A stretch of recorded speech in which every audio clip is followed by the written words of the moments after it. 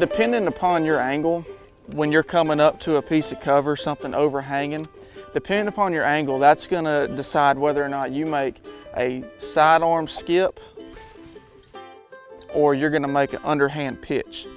When I come to a piece of cover like this straight ahead, I can go ahead and sidearm this because I can swing back and I'm not worried about hitting my Lowrance, I'm not worried about hitting my console, anything like that. So when I'm straight on, I've got all the room in the world to sit back and swing. To do that, it's a lot of feel, to be totally honest with you. But what you can do, I keep about 2 feet, 2.5 feet from the tip of my rod, 2.5 feet of line. The harder you fire that jig, the more prone you are to getting backlashed. So if you're having to sit there and grunt and really try to get it fire up under a dock, you're probably gonna get backlash. So instead, just nice and easy. You wanna roll your rod tip and you wanna keep that low angle.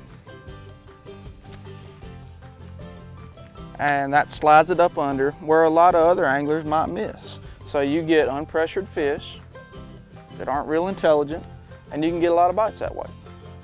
Now your second option, if you don't have room or the right angle to do a sidearm or roll cast, what you can do is just kind of like a quick underhand pitch. Now for this, number one, do not grab the bait right there.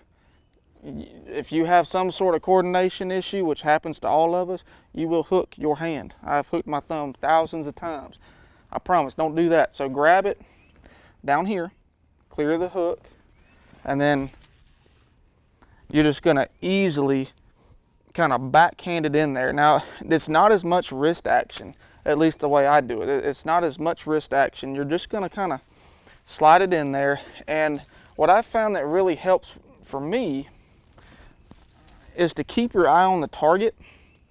And it sounds really cliche, but if you're too worried about hitting that dock and you're looking at the dock, you're gonna hit the dock. Envision putting that jig, sliding that jig up under that dock, and you'll be fine.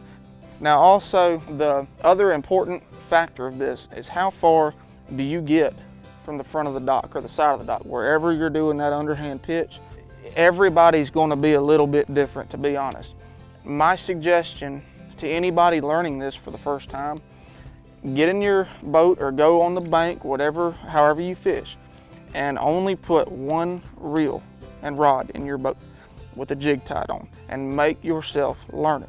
Because some people, you know, I fished with people and pros before that they like to get 2 feet from the dock, and I fished with others that are great flippers and pitchers that they'll get 10 feet away from it and slide it up all the way to the seawall with no problem. So everybody's gonna be a little bit different. Make yourself do it. I mean, it's gonna be frustrating at first, but make yourself do it, and it'll really pay off.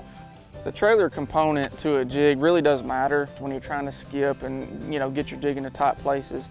Chunks don't really skip that well. You're looking for something at first that's relatively flat, because when this jig hits the water, all of that's flat. That's just like a pebble that you'd skip when you were a little kid or something. Now, the chunks will kind of hang off the back and they create a little bit more drag.